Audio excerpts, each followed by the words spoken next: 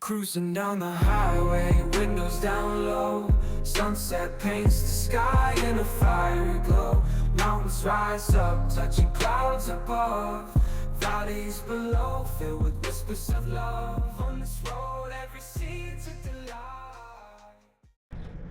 Okay, so this video is going to be about what are some of the things that you need for full-time living in your travel trailer, RV, fifth wheel, whatever. Now this is just my opinion. This is what we do. I haven't even counted how many states we've been through and stayed in, and but these are just some of the things that have helped me out along the way, and maybe they'll help you out. I wrote a list right here on my phone I'm kind of looking at. One is a good spare tire. Okay, a lot of these travel trailers and RVs and fifth wheels, they come with what everybody calls China bombs. It's not a bigoted comment, that's just what everybody calls them, and they don't last. I mean, if you want to have a bad day on a trip, have one of these tires blow out on you on the side of the highway and it destroys your skirting on the camper or trailer or whatever, and it's not any fun. Okay, now a lot of people have Good Sam for like roadside assistance and all that. We had Good Sam, I didn't like it. They left us high and dry, and I just canceled them.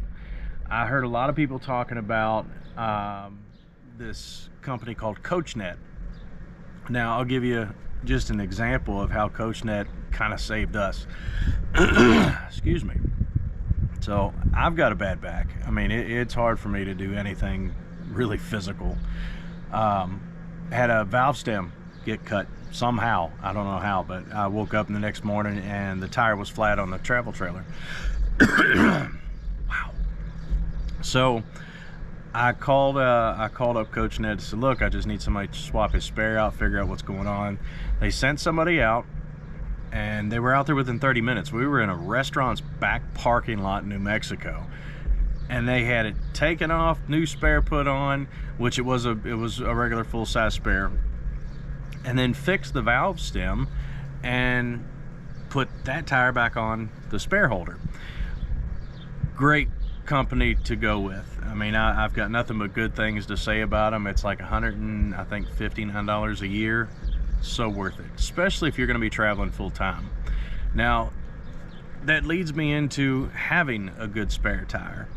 I have the Goodyear Endurance tires on here, and they are phenomenal. I mean, they ride great.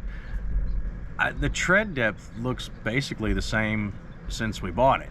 So, I mean, you can't go wrong with some Goodyears. So a good spare tire, a good set of tires is something to look into. Now, wheel chocks. So there's going to be a lot of times that you might be on somewhat of an incline when you park.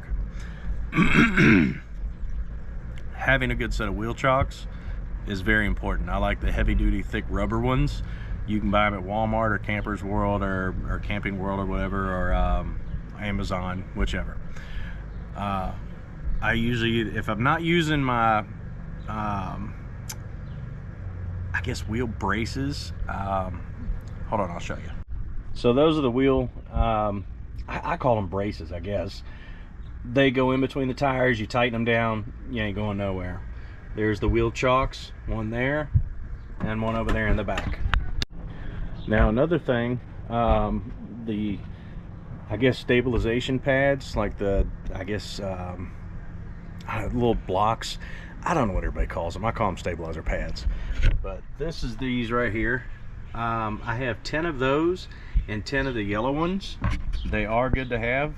The less distance your stabilizers go down, the more stabilization you're going to have in the camper, so it's not rocking back and forth. Another thing, water filters. I mean, a lot of these RV parks are on well water, and you don't know what minerals are in this well water, and it could possibly, corrode your pipes or your water lines or whatever. But I like these green Clear 02 or Clear 2O water filters. Actually, my wife likes them because she said that when she takes a shower her hair feels more smooth. So I don't know, you tell me. my hair feels great. Moving on. So your water hoses, you do want to get drinking water safe hoses. I have two 25 lengths of these right here, and they're great because they're not real stiff. So when you're done and you're packing everything up, you can roll it up like an extension cord. Here's another thing. Yeah, you have what's called mud daubers. This is where your hot water heater is. This keeps them from getting in there and building nest and possibly causing a fire. Moving on to, that is our surge protector. I do like Power Watchdog.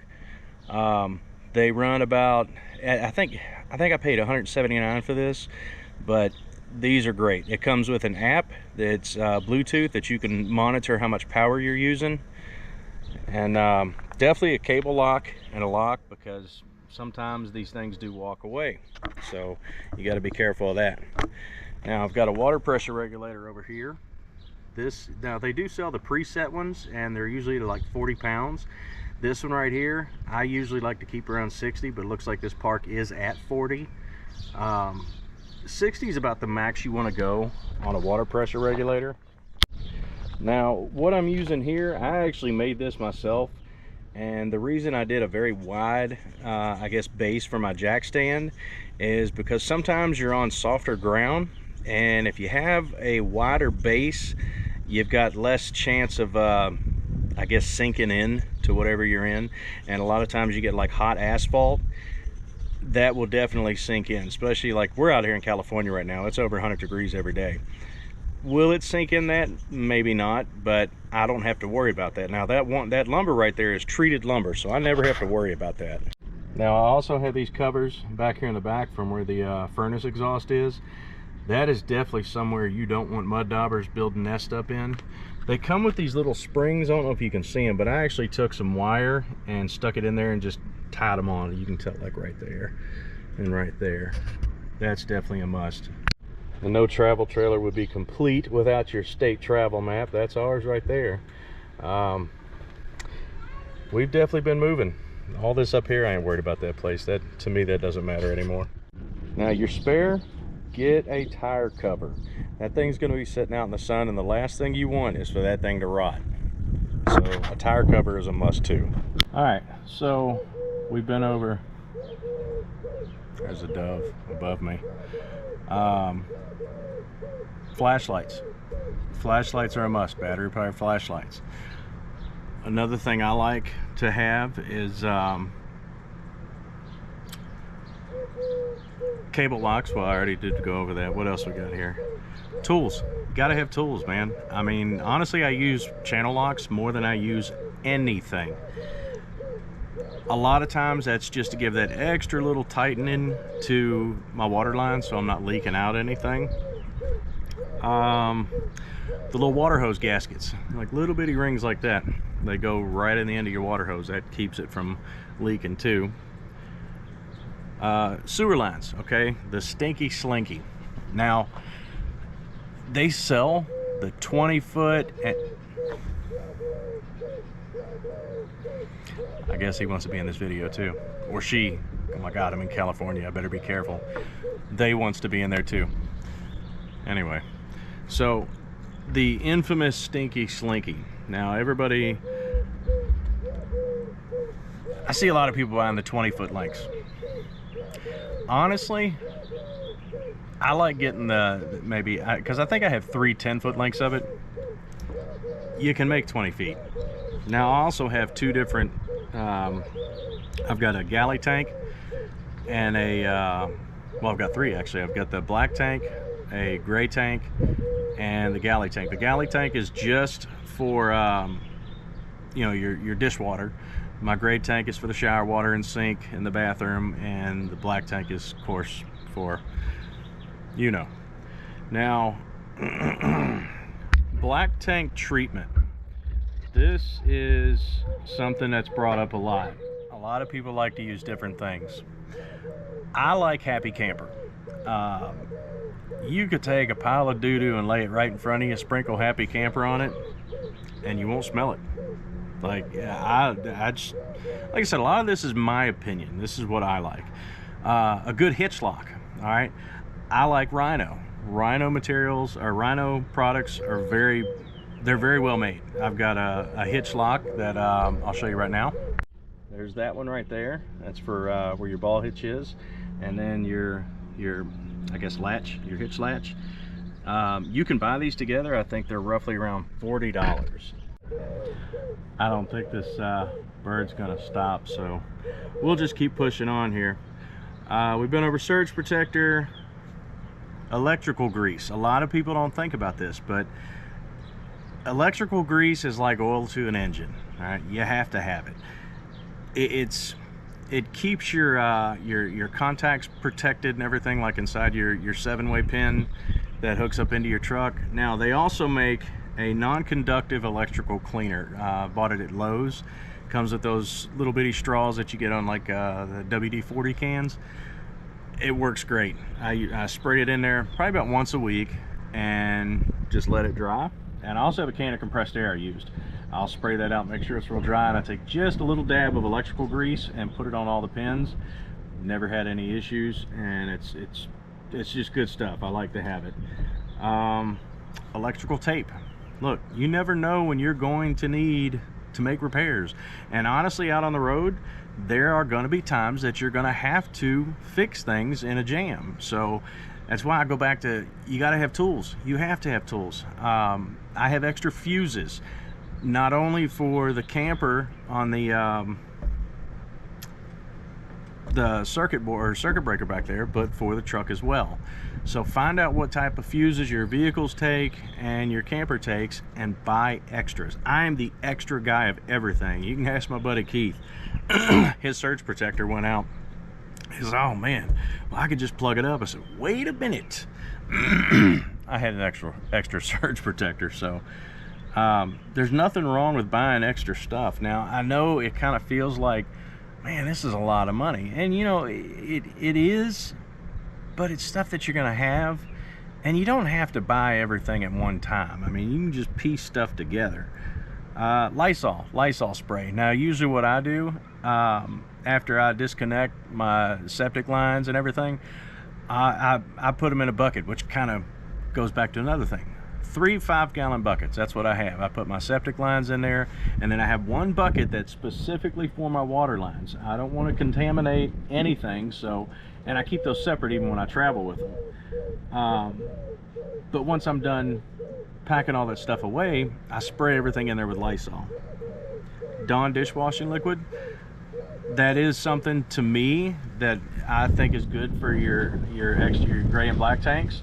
I like to put a little bit of Dawn in the black tank before we travel. Throw maybe a gallon of water in. That way the water gets back and forth and splashes on the inside and kind of cleans everything out.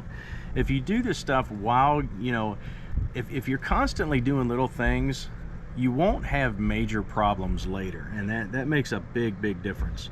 Tire pressure gauge. Always monitor your tire pressure. Now I used to drive tractor trailer. One of the biggest things that they always pressed to us was check your tires, check your tires, check your tires. These tires are supposed to have 80 pounds in them. I don't like running 80 pounds in them. I will run between 72 and 75 pounds, and as a tire heats up, it's going to gain roughly 10 to 12 pounds of extra air, you know, just because of the heat. So I mean, I know everybody says, oh, go with what the manufacturer says, but this is what's worked for me. Okay, what works for me probably won't work for you. It may not. If it does, great. If it doesn't, find your own way to do this. What else I got here? A tire thumper. Now, if you're a truck driver, you know what a tire thumper is. It's basically a little ball bat. If your tires are aired up properly, give them one good smack and remember that sound. You can hit all 4 of them tires and they have the same sound, and you can pretty much guess how much air you have in those tires. You're gonna know if you hear a boom, that tire's pretty good. If you hear a, you might have a flat and not even know it. So that's something else to look into. Now, one of the biggest things that I like to, I guess, push is take care of your stuff. Okay, we bought this camper brand new, and I know a lot of people, you know, maybe you don't have the means to do that. But if you take care of your stuff, and you know, it's called preventive maintenance for a reason. Yeah. If you take care of the small things, like I said, you won't have the bigger problems later. But anyway, so that's kind of some of the things that, you know, I do to keep us rolling.